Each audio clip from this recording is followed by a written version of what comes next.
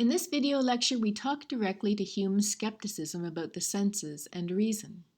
Hume recognizes that empirical theories of perception have a significant knowledge gap that he thinks cannot be resolved by either a direct realist account of perception nor a rationalist Cartesian elevation of the faculty of reason.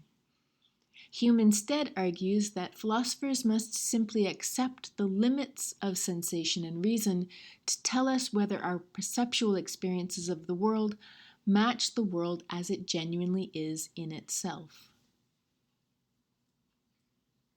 In the last video, we looked at various ways that philosophers have interpreted Hume's distinction between impressions and ideas. We discovered that these interpretations can generally be classified into 6 theoretical groups. Rickless argues that the 6th option is the most accurate in explaining Hume's intent.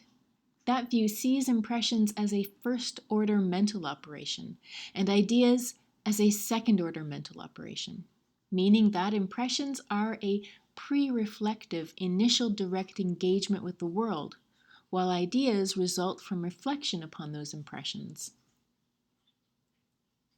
This lecture, though, will hearken more to the video lecture prior to the last one. In that video, video number 11, we talked about the central role Hume assigns to the imagination in perception. Hume argues that it is the imagination that connects simple impressions and ideas together by pre-consciously recognizing the resemblance and contiguity between our various impressions. We can see this as 4 distinct faculties at play whenever we engage perceptually with the world, that is, in creating complex ideas about the various objects around us, as well as the internal experiences we have. For the purpose of this course, we're just focusing on the first half of that, on how the mind attains knowledge of the world around us. These 4 faculties are, in this order: 1, sensation; 2, memory; 3, imagination; and 4, reflection. In other words, our minds go through this process even though we are not consciously aware of it. First, we have direct sensory contact with things. Then memory retains an image of them. The imagination connects the various images in the memory, and then reflection allows us to take those images up as a conscious awareness that we are having a perceptual experience.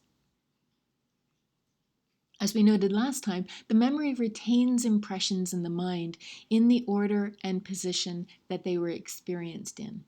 This is important. If it weren't for this role of the memory, we'd have no way of recognizing change or continuity. We can, in this sense, think of the memory as like a camera constantly taking snapshots of what it sees. The memory holds the image as it was experienced. It's because the memory holds on to a snapshot of our impressions that we're able to recognize that all the multiple still shots of an object are similar enough that the imagination can determine that they resemble each other. And it's this that allows us to recognize that all the various impressions we are getting from something belong to one consistent object. So the memory holds on to the snapshots as they were originally experienced, while the imagination is able to play around with those snapshot images, to isolate them, compare them, conjoin them with others that are similar, or contrast them with those that are different. So, on the one hand, the imagination is able to separate out simple impressions as distinct. And it is this that allows us to recognize that this apple is at once red and tart and round and shiny. Without the ability to separate out impressions, we'd not be able to recognize those distinctions. Separating these impressions out is what allows us to recognize that all these objects are red. Now, we have to remember that Hume is an empiricist. The imagination doesn't come to the determination that the red of the apple is distinct from the apple all by itself in a vacuum or by some a priori skill. It's experience that teaches us this. But it's imagination that is able to apply such a lesson and recognize it again and again in other objects as well. The other important thing the imagination does is connect up simple impressions that it recognizes as similar. Hume thinks that this is actually what gives us an idea of substance. Unlike Descartes, who thought that the idea of substance comes from reason, and Locke, who didn't quite know how to explain where the idea of substance comes from, Hume argues that the idea of substance comes purely from the imagination's ability to connect up various impressions about objects and posit them as all belonging to one single object that persists in time and space. This job of the imagination, of recognizing and connecting up resembling simple impressions, is therefore not only what gives us a sense of substance, but also of an object's continued existence, even when it, in a sense, disappears for us momentarily when we look away or leave the room. That connecting job that the imagination does is what allows you to say, oh, there's that same apple again when you see this picture. Memory is, of course, involved, but memory alone would not be able to give you that idea of sameness, Hume says. What is needed is a connecting of ideas that allows you to say that this picture of an apple is the same one you saw a few slides ago. And if this were a real apple instead of just a picture, you would instinctively, by habit, by custom, that is, from learned experience, be able to say that even if the apple fell out of your field of vision for 20 seconds, the apple persisted the whole time. Here's Hume in a citation we saw in video 11. He writes, "The idea of a substance as well as that of a mode is nothing but a collection of simple ideas that are united by the imagination, and have a particular name assigned them, by which we are able to recall, either to ourselves or others, that collection." Here's another review from video 11. We said then that the imagination associates simple ideas in three specific kinds of ways. They are 1. Resemblance, 2. Contiguity, and 3. Cause and effect. We'll explain the uniqueness of cause and effect in just a few moments. But for now, let's first consider the implications of what Hume is saying about this connecting role that the imagination plays. Hume makes the case that if perception were just a matter of sensation alone, as the direct realists argue, then we could have no sense of an object's continued existence. The conception of continuity would be lost. Why? Because sensation is too immediate. Sensation is just a physical reaction to immediate stimuli. That physical reaction stops when the stimuli stops. More than that, Hume thinks that without an ability to connect up ideas in the imagination, you would have no conception of time or space. Your mind would be a jumble of immediate impressions, and you'd have no idea that the cup of coffee in front of you is the same cup that was in front of you just a second ago. It's only memory and imagination that can do that. And that means that perception can't just be a matter of direct sensation. Mental representations, first taken up by memory as a kind of snapshot, and then combined, compared, and contrasted by the imagination, is what is actually involved in perception of objects. Here's Hume.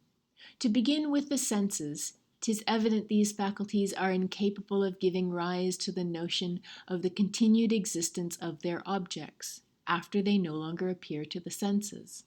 For that is a contradiction in terms, and supposes that the senses continue to operate even after they have ceased all manner of operation.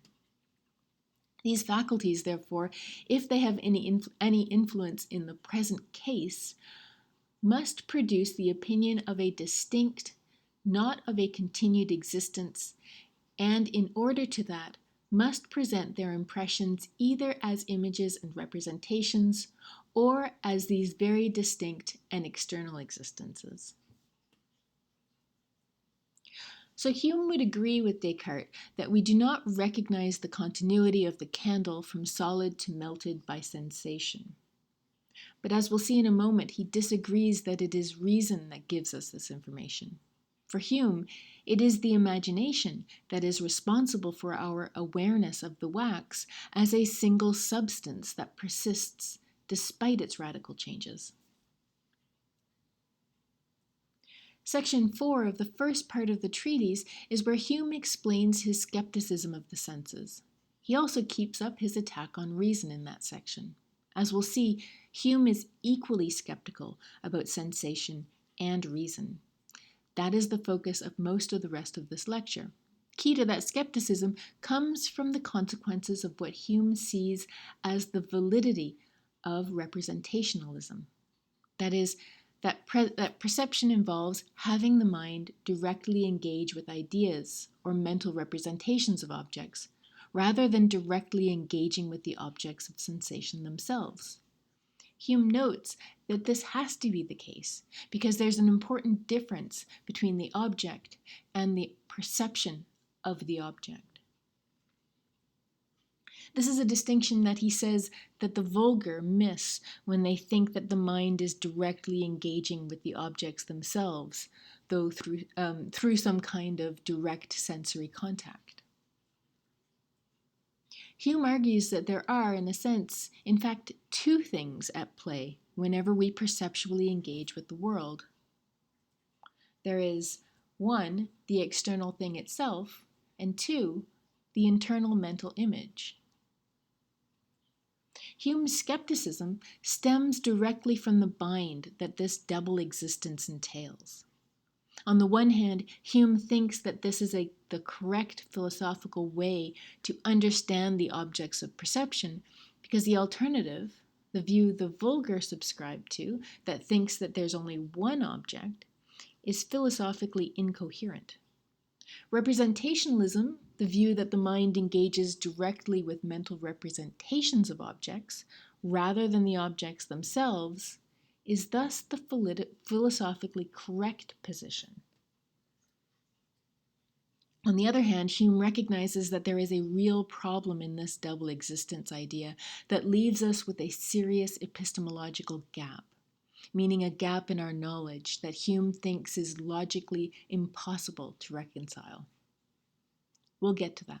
But first, let's look at what Hume says is wrong about the single existence theory of perception.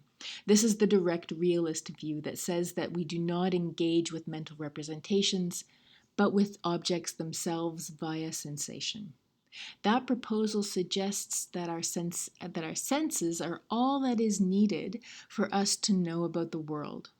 Hume associates this view with an unthinking, vulgar understanding of perception.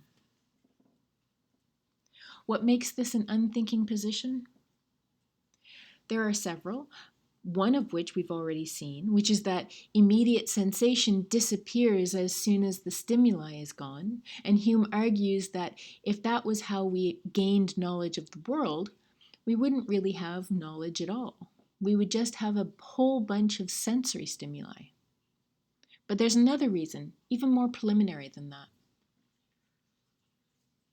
Hume also thinks that sensation alone doesn't have the necessary tools to allow us to distinguish ourselves from the objects of sensation. Why is that? It's because you need to have some distance from sensation to do that. You need to be able to reflect on yourself as a perceiver who is having sensory experiences of that object that are giving you impressions of things that are distinct from you. Here's Hume. That our senses offer not their impressions as the images of something distinct or independent and external is evident, because they convey to us nothing but a single perception, and never give us the least intimation of anything beyond. A single perception can never produce the idea of a double existence, but by some inference, either of the reason or imagination. Note, he will rule out reason. At this point, he's first just saying that it can't be sensation in order for him to then ask whether it is either reason or imagination that gives us this sense of an object's existence. He will settle, in the end, on imagination. He continues, when the mind looks further than what immediately appears to it, its conclusions can never be put to the account of the senses. And it certainly looks further when, from a single perception, it infers a double existence, and supposes the relation of resemblance and causation betwixt them. So sensation can't give us this sense of an object's double existence as something we are internally experiencing about an external object. He rules out sensation because there's just too much information that sensation alone is not able to do or tell us about things. In this fourth section of the first part of the treatise, Hume is primarily proving that neither sensation nor reason have the capacity to give us a sense of the continued existence of objects. So what we just read was him ruling out sensation as a faculty that can give us a sense of an object's existence.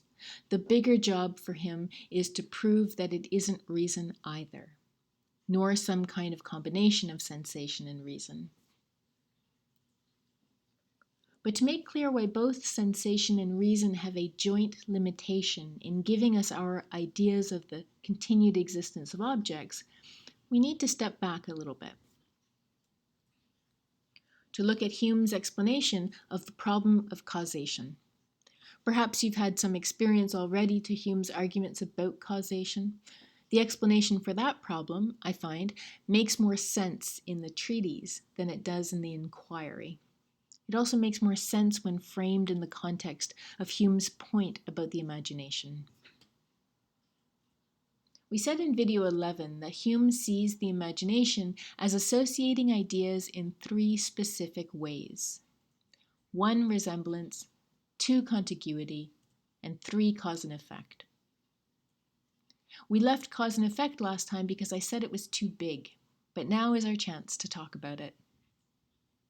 Hume makes the case that while resemblance and contiguity have a pretty straightforward explanation in the sense that it is the mind associating similar ideas together, he argues that the imagination's recognition of cause and effect is different in that here the imagination does something very strange.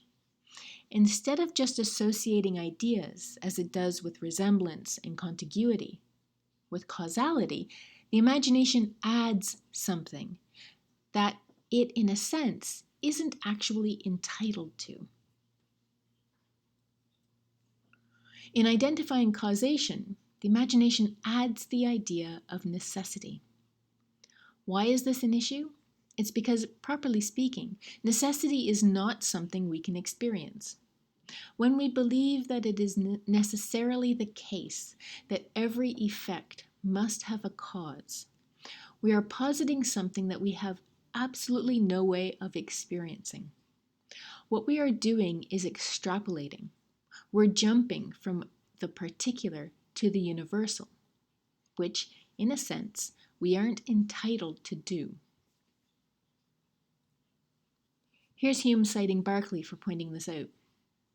A great philosopher, Bishop George Berkeley, has disputed the received opinion in this particular, and has asserted that all general ideas are nothing but particular ones, annexed to a certain term, which gives them a more extensive signification and makes them recall upon occasion other individuals which are similar to them. We mentioned that briefly when we covered Berkeley's critique of Locke's idea of substance. Berkeley pointed out that Locke is suggesting that we can experience some kind of universal extension, but points out that this is impossible. The point that both Berkeley and Hume are making is that if all knowledge is derived from experience, which they both think is true, then it means that we cannot have knowledge, not in a true sense, of universals. In nature, that is. There's no problem in saying that we have access to universals about the rules of logic. If you stipulate that all P's are Q's, then you are allowed to say something like, it is the case that in all instances, if P, then Q. The problem applies to the realm of the world of experience. You can't say of things that you learn about from experience, that in all cases, if P, then Q. Why? Because it's impossible to experience a universal. In what possible way could our experience tell us that forever in the past and forever in the future, on this planet and on all planets, it is always and forever the case that whenever you have P, you have to also have Q? It's just the limit of experience. It's impossible for you to know something like that from experience, unless perhaps you're God. What we experience are particular instances. When we identify laws of nature, what we're doing is extrapolating from a series of particulars and applying them more generally, based on our experience that we've never seen or heard tell of any P's not requiring or leading to Q. In that sense, Newton's laws of physics are not, properly speaking, things that we can know as hard universal truths or rules. These are not the same as a universal rule like the one we find in logic that says that P and not P is a logical contradiction. What Newton's laws of physics are probabilities. Our past experience is such that these rules hold in conditions that we have experienced. As I understand it, a physicist wouldn't necessarily have a problem with that. What a physicist means by law and what a philosopher means by universal truths is not quite the same thing. What Hume recognizes is that the idea of necessity isn't something that we find only in the study of physics. Necessary causal connection is something we automatically assume about the world of experience. It's actually fundamental to how we make sense of the world and of ourselves.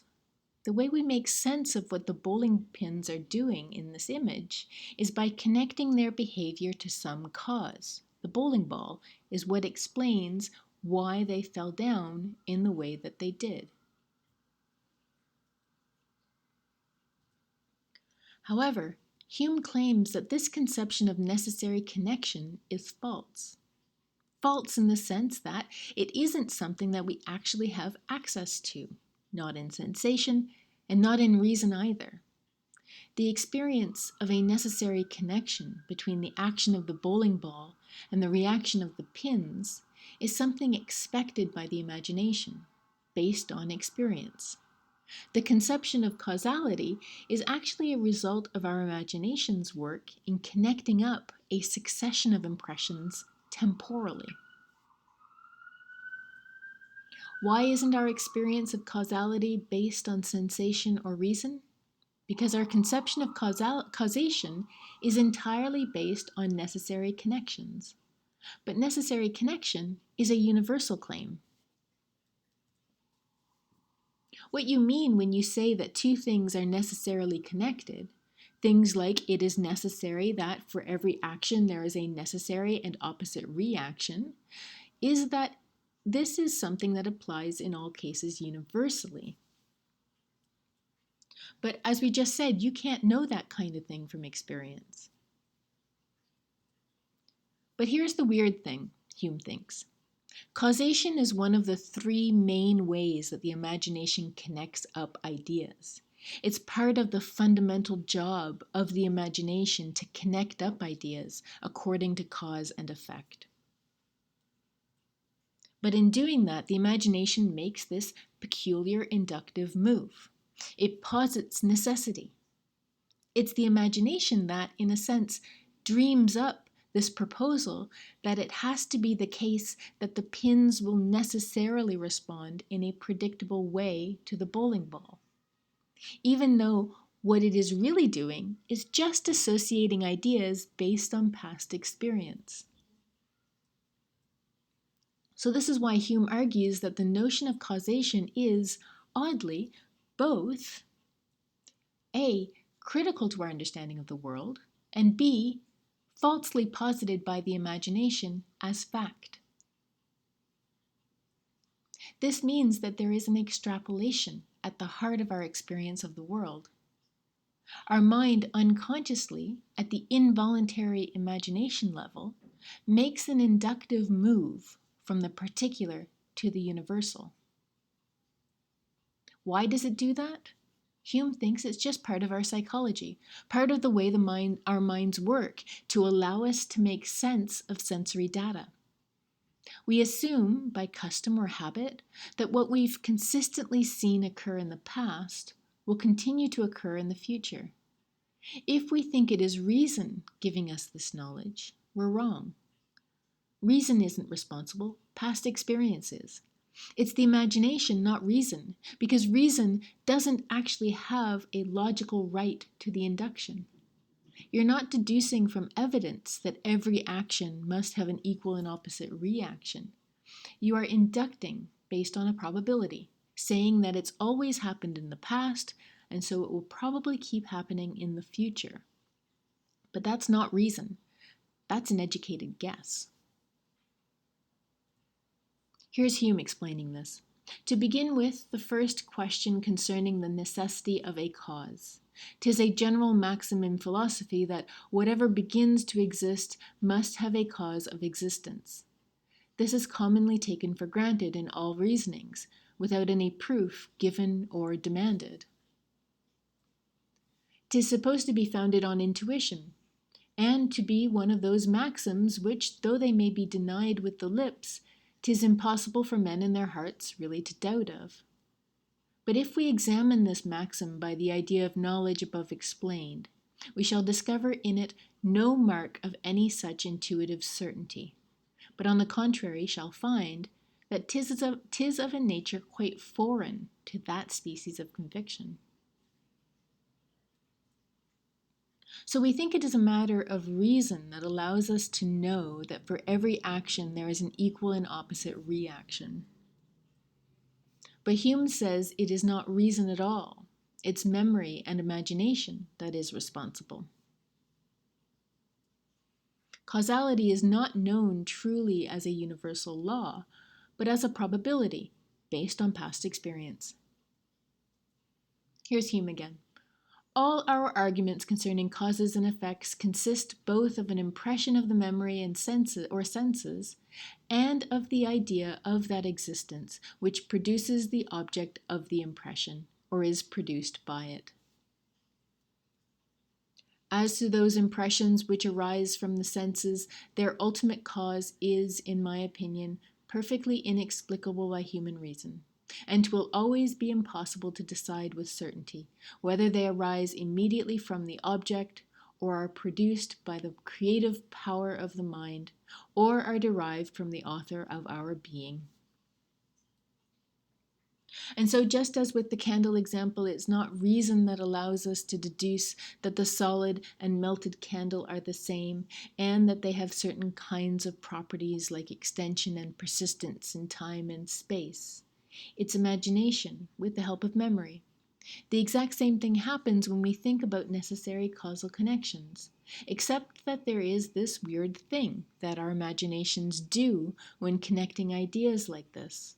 The mind posits an invisible causal power that it takes to be necessary and therefore predictable as a universal law of nature. But that kind of information is simply not available. It's not available to sensation, We don't see any kind of necessary causal power or connection. But it's not available to reason either. It's not a deduction. It's an induction based on past experience. It is, Hume insists, a kind of fiction of the imagination. All that's really happening is the imagination doing its job of connecting simple impressions and ideas together, recognizing resemblances and continuation, and that is what gives us a complex idea of an object that persists in time and space, and that reacts in familiar ways according to our past experiences.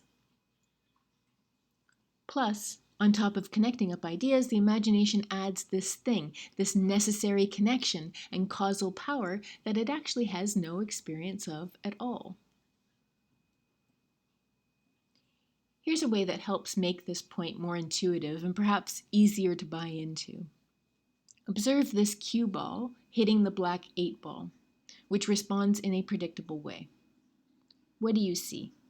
What is the cause of the 8 ball's movement? I'll give you a second to think about it. What's the real cause of the 8 ball's response? The answer is that it's nothing. Nothing causes the 8 ball to move in that way. This is just a drawing. It's just a series of still images lined up in a way that makes it look like something caused the ball to move. But it's just a cartoon. I know, that's obnoxious.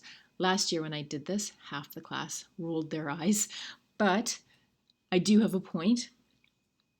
This is, in a sense, what Hume sees happening to us every time we witness a causal connection. Why did we all expect the 8 ball to move and respond in a predictable way? It's because we know from experience that that is what happens. Now, Hume is not suggesting that there isn't some kind of necessary causal connection happening between the things themselves. His point is that we don't have any way to know that. We will experience the causal connection whether there is one there or not. Just like we experienced it when watching the cartoon, which is, in truth, just a series of drawings that are lined up in a sequence. That's what Hume thinks perception is like. It's a series of stills lined up in a way that gives us a mental representation that plays on our experiences derived from past experience. The process goes like this. First, experience tells us that the 8 ball will respond when hit. Then, memory and imagination, at an unconscious level, connects up all the static simple impressions.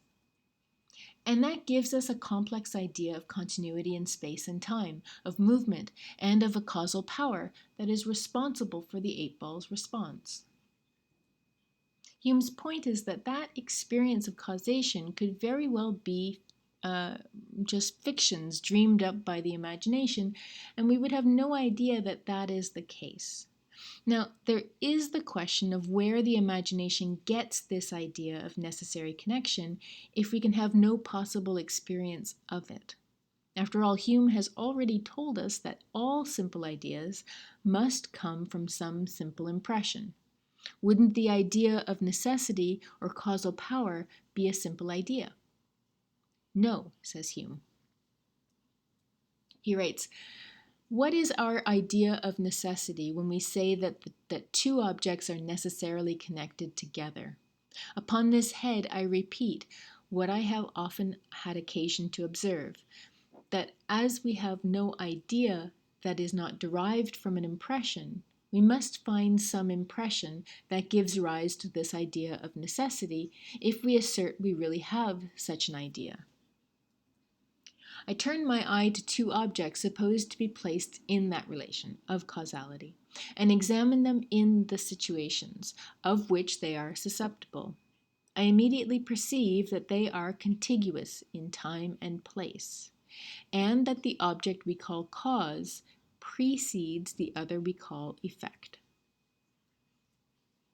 For after a frequent repetition, I find that upon the appearance of one of the objects, the mind is determined by custom to consider its usual attendant, and to consider it in a stronger light upon account of its relation to the first object.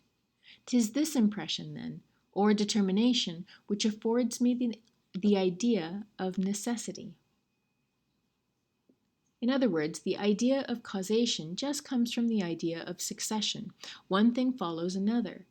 When we've seen that same series before, where thing A leads to thing B often enough, we posit some kind of necessity to it. The idea of necessity, then, is something added by the imagination, a supposition based on past experience. What we actually experience is succession. What is added is the concept of necessity and causal power. Because, as we've said, necessity and causal power are not experienced in sensation, nor are they discernible by reason. So, getting back to section 4 of the first part of the treatise, we see that Hume comes to a very similar conclusion about identity, meaning an object's continued existence. He argues that neither sensation nor reason gives us an understanding of an object's continued and distinct existence. He writes, I have already observed that time, in a strict sense, implies succession, and that when we apply its idea to any unchangeable object, 'tis only by a fiction of the imagination by which the unchangeable object is supposed to participate in the changes of the coexistent objects, and in particular that of our perceptions. This fiction of the imagination almost universally takes place, and 'tis by means of it that a single object, placed before us, and surveyed for any time without our discovering in it any interruption or variation, is able to give us a notion of identity. In other words, Hume argues that it is only the imagination's capacity to join resembling impressions together that gives us a sense of an object's continuity. Without the mind's work to connect up images over time, we would lose the sense that an object can persist, either as changing as this melting candle is, or as static. And as I said before, this is something that happens via imagination. Here's Hume writing. He says, so that upon the whole our reason neither does, nor is it possible it ever should, upon any supposition, give us an assurance of the continued and distinct existence of body. That opinion must be entirely owing to the imagination, which must now be the subject of our inquiry. Here we're getting back to the issue of an object's supposed double existence. We said that Hume thinks it is naive to conflate an object with our mental representation of the object. But here's the issue, and it is at the core of his skepticism. How do we connect up the object and our mental representation of it? Does our perception of an object's continued existence actually reflect the continued existence in the object? Here's the problem. Just like with causation, he doesn't think this kind of information is available to either sensation or reason. Now, just like with causality, it may very well be that the objects of the world do have continued existence without us. But the problem is that only the imagination, Hume thinks, is able to associate the objects of sensation to our mental representations. It does this in its usual way, by experience. The imagination takes images from the memory and associates those ideas according to resemblance and contiguity. It is through constant experience that we learn that objects must persist in time and space. And it is also by experience that we learn that our mental representations must have some kind of connection to the objects themselves. However, both philosophers and the vulgar, i.e., the direct realists, fool themselves if they think that there is some kind of necessary connection between our experience of continuity and the identity and truth of the objects themselves. That's a causal connection. And like we said above, it's not sensation or logical reasoning that gives us an idea of necessary causal connections. It's just habit. It's what we assume based on the way the imagination connects together a succession of images. We can know, in a certain sense, that our perception of the continued existence of objects matches the objects themselves because we do continue to get vivid and forceful impressions from objects. But the genuine connection between those impressions and the connection between them and our mental ideas about them, this is less certain. Here's Hume. The faculties of the mind repose themselves in a manner and take no more exercise than what is necessary to continue that idea, of which we were formerly possessed, and which subsists without variation and interruption. Here's a way to think about Hume's conception of identity, meaning continued existence. We can think of it in the same way as we might think about the identity of this cartoon skateboarder. Think of the following in the context of how we assign identity to our cartoon skateboarder here. There's no real continuous object here. It's just a series of drawings, stills that our mind assigns continuity to. Here's Hume, continuing on from the last citation. He writes, "A succession of related objects places the mind in this disposition and is considered with the same smooth and uninterrupted progress of the imagination as attends the view of the same invariable object." The very nature and essence of relation is to connect our ideas with each other, and upon the appearance of one, to facilitate the transition to its correlative. The passage betwixt related ideas is, therefore, so smooth and easy that it produces little alteration on the mind and seems like a continuation of the same action. And as the continuation of the same action is an effect of the continued view of the same object, 'tis for this reason we attribute sameness to every succession of related objects. The thought slides along the succession with equal facility as if it considered only one object, and therefore confounds the succession with identity.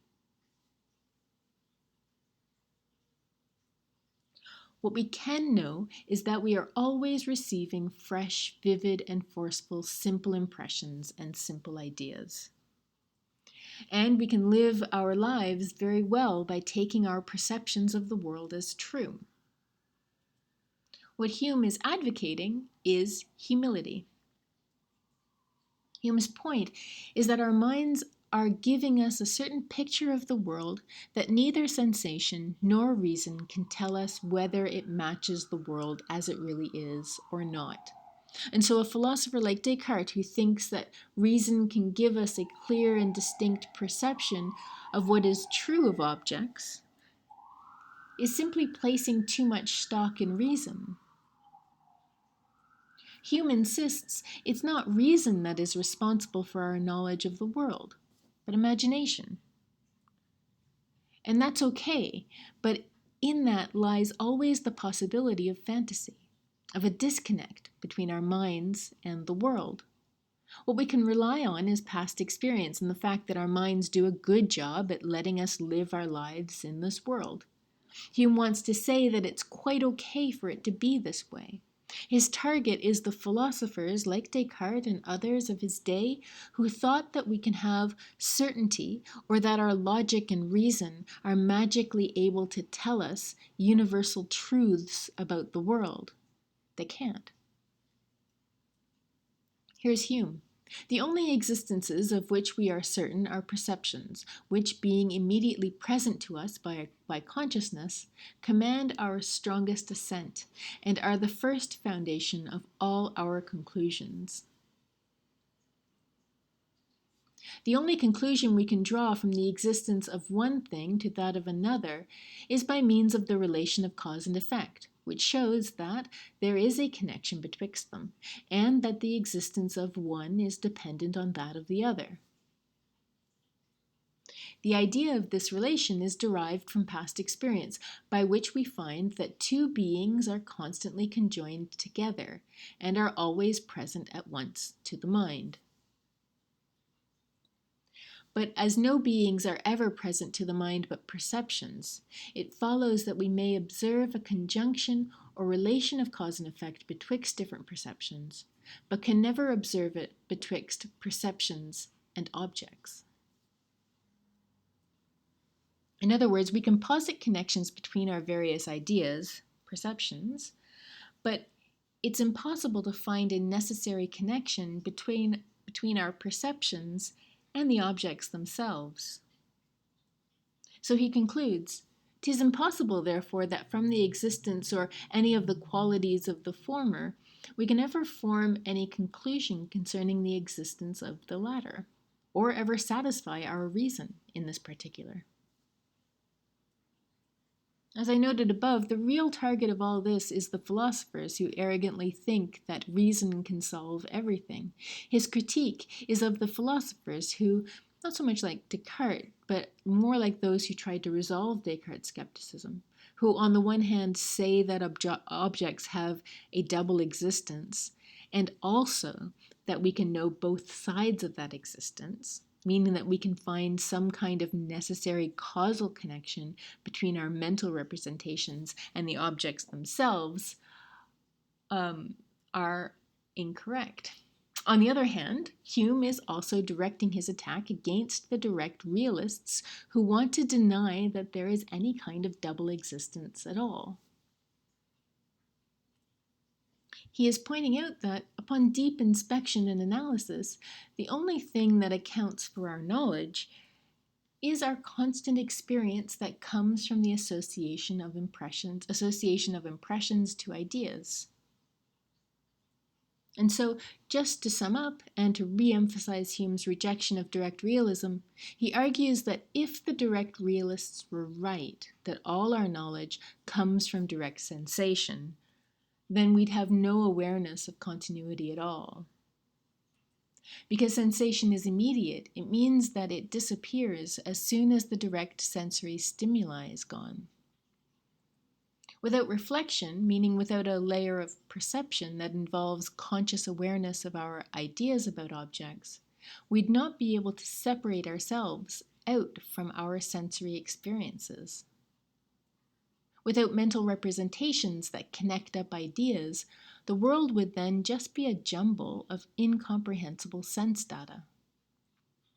And therefore, Hume argues that we are not engaging with the objects themselves, but with our ideas, our mental representations of them. What is perception then? It's a series of individual simple impressions copied into simple ideas and united together according to relations, meaning into relations of resemblance, contiguity, and causality. And as we've seen, at least two of those three, Hume argues, comes from the action of our own imagination, rather than from information derived from sensation. Here's Hume describing what our genuine perceptual connection to the world is like. What we call mind is nothing but a heap or collection of different perceptions, united together by certain relations, and supposed, though falsely, to be endowed with a perfect simplicity and identity. That's why the sensation view is wrong, but likewise, the philosophers are wrong to think that there is some system of reason that allows us to deduce the truth about the objects based on our perceptions. The hypothesis of the philosophical look at perception is both natural and also fundamentally false, Hume says.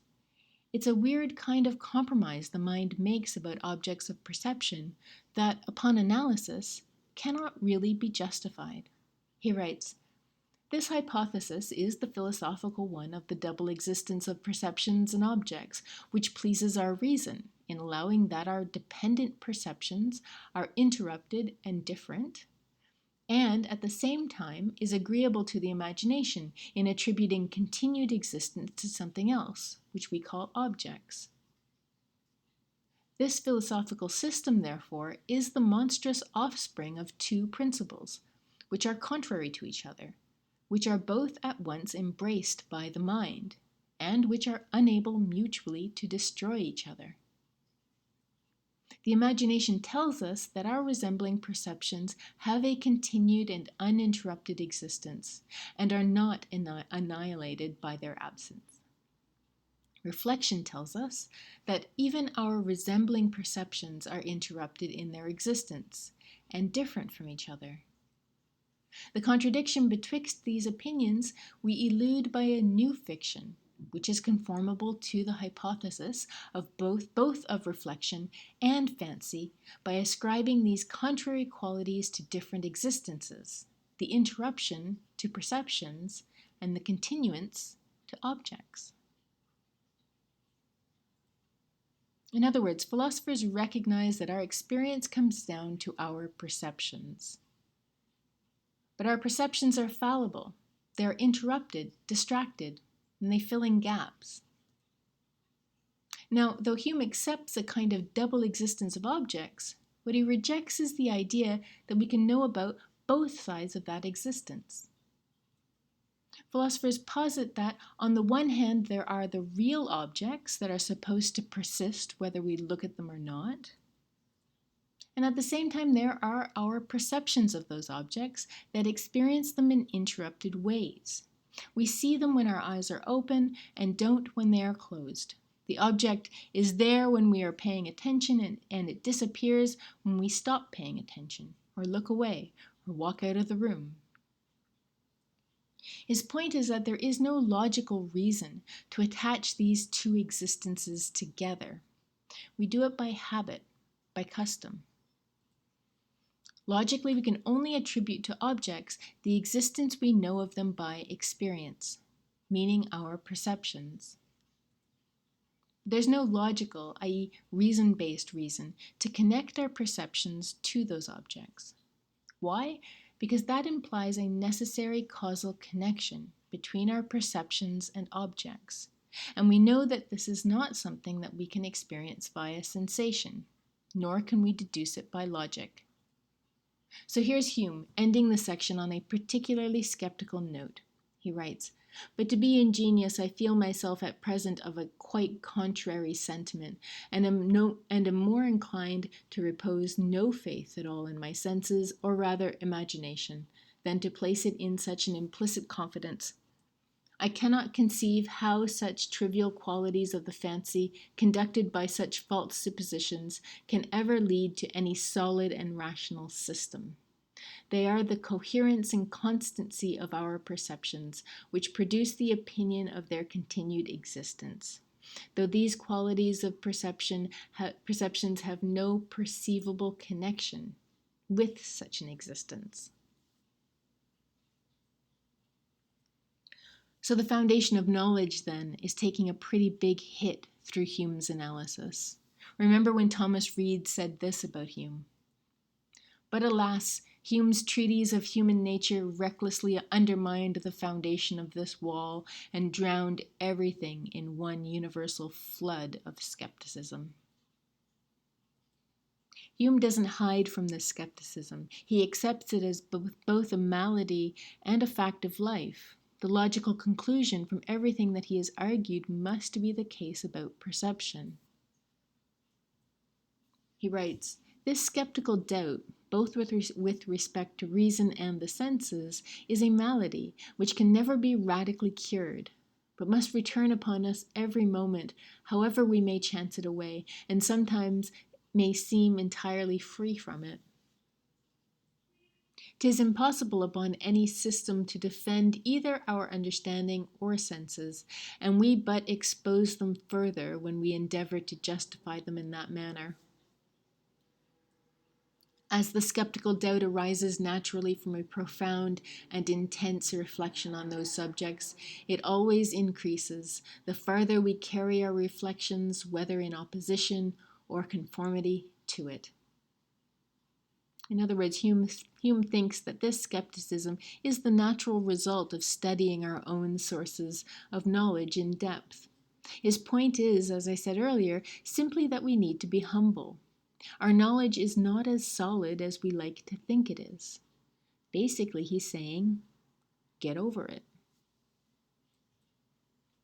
So we saw last week that Berkeley and Reid see this kind of skepticism as a result of representationalist theories of perception that try to bridge a gap between a material world and an immaterial thought process. Present-day philosophers might agree. It's a big reason why direct realism saw a huge revival in the 20th century. But as we'll see in the next few and final lectures, Kant thinks the problem of Hume's skepticism has a different source. On Kant's account, the problem isn't Hume's representationalism, it's his empiricism. As we'll see next time, Kant agrees that imagination is an essential part of perception.